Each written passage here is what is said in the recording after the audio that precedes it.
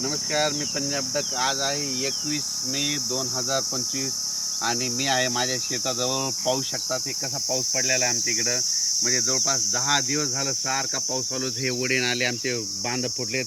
10 दिवसापासून आमच्या शेतामध्ये वापसा नाही आणि या ठिकाणून परत महाराष्ट्रातल्या शेतकऱ्यांना अंदाज देणार आहे. राज्यातल्या सर्व शेतकऱ्याला सांगू इच्छितो की आज 21 मे, आज पण 21 मेला दुपारी 3च्या नंतर राज्यात पुन्हा जोरदार पाऊस पडणार आहे म्हणून हा अंदाज. म्हणजे हा पाऊस 25 तारखेपर्यंत खूप पडणार आहे. त्याच्यानंतर 26, 27, 28, 29, 30ला थोडा कमी प्रमाणात होईल. पण त्याच्यानंतर म्हणजे सांगायचं झालं 30 मेपर्यंत असा थोडा भाग बदलत पाऊस पडणार आहे. म्हणून राज्यातल्या सर्व शेतकऱ्यांनी काय करायचं, आता काय झालं, नेमका पाऊस खूप झाला, जमिनीमध्ये ओल देखील खूप झाली. पण काय झालं, शेतकऱ्यांचं शेतच दुरुस्त नसल्यामुळं अडचणी येत आहेत. म्हणून राज्यातल्या सर्व शेतकऱ्याला सांगू इच्छितो की तुम्ही काय करा, जशी वेळ भेटेल तसं काय करा, तुम्ही तुमचे शेतं दुरुस्त करा. कारण की राज्यामध्ये आता जवळपासनं हे 25 मेपर्यंत तर मुंबई पुणे नाशिक नगर जिल्हा मुसळधार पाऊस पडणार आहे म्हणून हा अंदाज लक्षात येतो.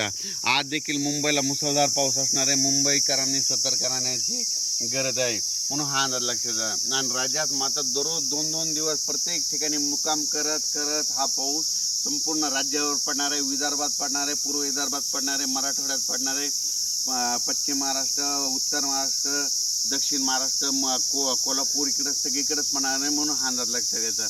म्हणजे सांगायचं झालं तर 25 मेपर्यंत खूप जोराचा पाऊस असणार आहे. ओढे नाले वाहणारा पाऊस असणार आहे.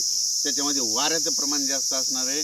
म्हणून आणखीन एक खास करून, कारण की या पावसामध्ये सर्व माझ्या शेतकऱ्याला एक विनंती आहे की तुम्ही काय करा, तुमची ह्या 25 मेपर्यंत तुमची जनावरे असे झाडाखाली बांधू नका.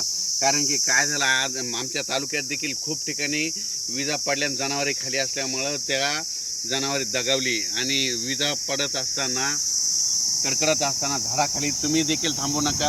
आपले पाळीव प्राणी देखील बांधू नका, माझी सगळ्याला विनंती आहे. कारण की म्हणजे काय झालं, महाराष्ट्रभर बघितलं तर विजेमुळे खूप शेतकऱ्यांचं पशुधनाचं खूप नुकसान झालं.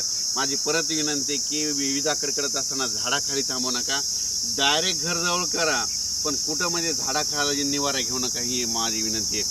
आणि राज्यातल्या सर्व शेतकऱ्याला सांगू इच्छितो की म्हणजे तुम्ही काय करा, 30 मेपर्यंत तुम्ही तुमचे कामं आटपून घ्या. त्याच्यानंतर काय होणार आहे, परत वातावरण तयार होणार आहे आणि यावर्षी लवकर पेरणी होण्याचा चान्स आहे. म्हणजे सांगायचं झालं तर जूनच्या दुसऱ्या आठवड्यात चांगली पेरणी लागल आणि कारण की तोपर्यंत 30 मेपर्यंत पाऊस असल्यामुळं हे शेतं दुरुस्त होणार नाहीत. आणि तुम्हाला मग दुरुस्त करण्यासाठी 1, 2, 3 जूनला ऊन वाढणार आहे.